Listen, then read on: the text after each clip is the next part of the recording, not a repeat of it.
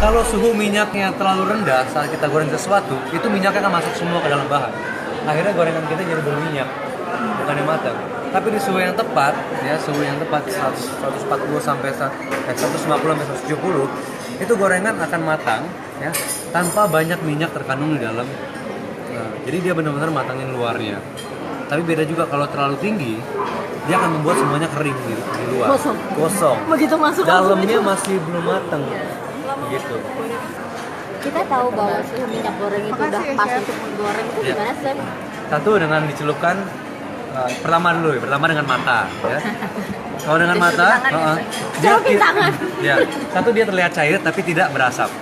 Berasap berarti terlalu panas. Kalau dia tidak masih kental berarti masih kurang suhu, kurang panas, ya. Itu dari mata. Bisa juga dicoba dengan menggunakan adonan. Adonan itu bisa apa aja, misalnya yang kita goreng apa nih, bakwan.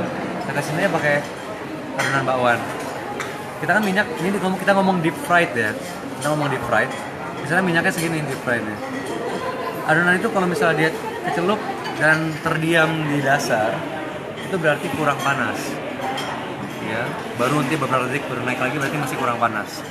Kalau kita celupkan dia nyelup dikit. Nyelam dikit aja enggak, ya tercelup dikit aja enggak, langsung bergoreng di atas berarti terlalu panas. Yang ideal adalah dia turun setengah, dia balik lagi ke atas. Ya, itu kelihatan. Itu kan kalau yang deep fried ya. Kalau misalnya yang pakai buat tumisan. Kalau ya, buat tumisan, seperti kita kan biasa numis bawang putih duluan. ya bawang putih atau bumbu halus, ya. Kalau bumbu halus atau bawang putih itu pakailah api sedang, ya. Biasa sih saya sih ngitungnya itu kita tuang, misalnya kita pakai 2 sendok makan minyak, ya. Kalau di pan dengan api sedang itu sekitar 20 sampai 30 detik kita udah bisa masukkan. Iya. Iya, kenapa harus dengan api sedang bumbu, ya? Itu supaya dia nggak gosong duluan. Jadi benar-benar masaknya matang. Jadi wanginya kecil. Apalagi kalau kita bikin soto, ya kan, rendang. Kualitas panci mempengaruhi nggak? Mempengaruhi. Biasanya supaya suhunya stabil juga, gunakan panci yang memiliki dasar tebal. Ada kan? Nah, biasa panci yang saya gunakan tuh tebal semua dasarnya. Jadi walaupun kita matikan api dia masih panas. Kalau nyalakan api dia nggak langsung panasnya tuh kurvanya nggak langsung begini. Ya masih ya. Dia naiknya perlahan. Ya sama minyak, kalau minyak kan kita habis masak terus masih banyak sisanya. Iya. Itu masih boleh disimpan dulu dipakai lagi atau gimana? Kalaupun bisa disimpan, nyimpannya gimana? Boleh. Apalagi kalau menggunakan bimol ini bisa 3 kali pakai, ya.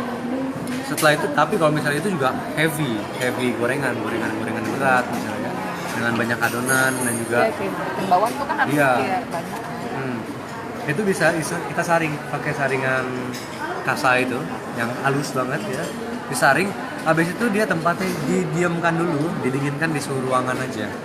Gitu loh. Jangan langsung kita masukkan ke dalam, misalnya dikasih es batu pinggirnya, jangan. Karena orang begitu kan.